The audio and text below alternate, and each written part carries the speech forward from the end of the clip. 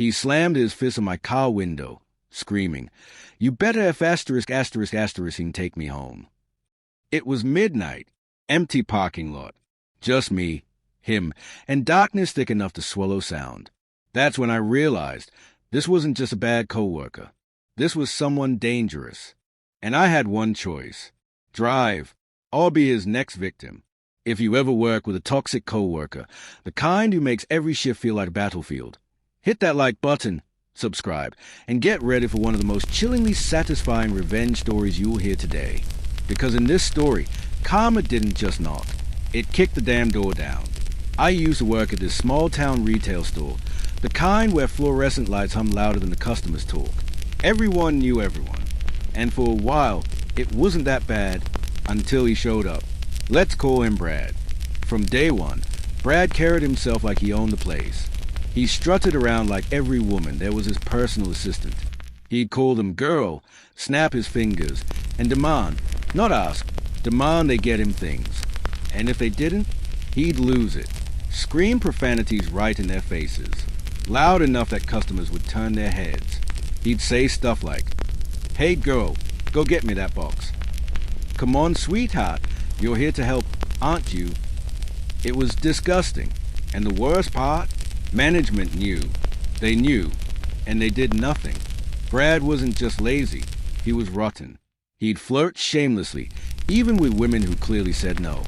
And when they ignored him, he'd mutter insults under his breath, throw tools, slam boxes. He made everyone's life miserable. Now, I'm not a woman, but a lot of my friends at work were. And watching this guy humiliate them like that, day after day, made my blood boil. So I made it known. If Brad ever crossed the line, if he harassed them, if he made them uncomfortable, I wanted to know, because I wasn't going to sit back and let it happen. Weeks went by, and rumors started floating around. Brad didn't have a car. He'd brag about how everyone owed him rides because he worked hard, which was hilarious because he barely worked at all. He started guilt-tripping people to drive him home, especially women. And when they refused, he'd turn mean. He'd call them selfish or stuck up. So one night, after a long, miserable shift, we were the last ones in the building. Me, Brad, and our night manager. It was past midnight. The store was quiet. The kind of quiet that makes every sound echo. Brad turned to me and said, "Hey man, I need a ride home." I didn't even hesitate. "Sorry, can't do that." He smirked. "Come on, don't be a jerk. It's on your way." It wasn't. It was completely out of my way. And honestly, the thought of spending 20 minutes trapped in a car with him made my stomach churn. I said no, Brad. But he didn't stop. He followed me through the parking lot, talking louder, angrier. "Don't walk away from me, man. I'm not asking. I need a ride." That's when I felt it. That creeping unease that crawls up your spine when something's not right. The parking lot was pitch black. No street lights. Just a faint hum of my engine as I got in my car. I shut the door and locked it. And that's when he lost it. He slammed his hands on my window. Bang. Then again. Bang. His face twisted. Eyes wild. "You better if asterisk asterisk asterisk and take me home." I froze. I could see the rage in his eyes. That kind of blind anger you only see in people who've never been told no. If I opened that door, it was over. If he got in, I didn't know what he'd do. My heart was racing. Every instinct screamed, "Get out of there." So I did. I put the car in reverse, floored it, and peeled out of that parking lot. The tires screeched against the asphalt as his shouts faded behind me. He stood there, alone, in the dark. No ride, no way home. And I didn't feel bad, not even a little, because you don't get to harass people all day, act like you're untouchable, and then demand help like you deserve it. That night, I went home shaking, not because I was scared, but because for the first time, I stood up to someone who had it coming. After that night, Brad didn't say a word to me, didn't ask for rides, didn't look me in the eye. It was like he knew he'd finally pushed the wrong person. But the story doesn't end there. A few months later, I was scrolling through social media when a viral video caught my eye.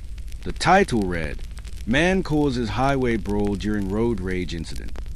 I clicked, and there he was, Brad, getting out of a car, screaming at another driver, in the middle of a busy highway. Cars were swerving, horns blaring, and Brad, in his typical unhinged fashion, was throwing punches in the middle of traffic. I couldn't believe it. People in the comments were tagging his name. They recognized him. He was famous now, but not for the reason. When that video made rounds it was, the atmosphere shifted. Everyone saw him for what he really was. A ticking time bomb. Even management couldn't ignore it. He wasn't just difficult or rude. He was dangerous. And one day, during a heated argument with our female general manager, Brad finally went too far. He raised his voice at her. Big mistake. She looked him dead in the eye and said, "Get the F*** out of my store." Silence. Pure silence. Then he tried to talk back, but she repeated it, this time louder. "Out! Now!" For the first time, I saw the look of defeat in his eyes. He walked out, red-faced, humiliated. And that night, I celebrated, not out of spite, but because finally, karma had caught. I think about that night sometimes. The sound of his fists hitting my car window. The way my heart pounded as I drove away. I didn't know it then, but leaving him stranded wasn't just revenge. It was a line in the sand. A message to every bully who thinks kindness is weakness.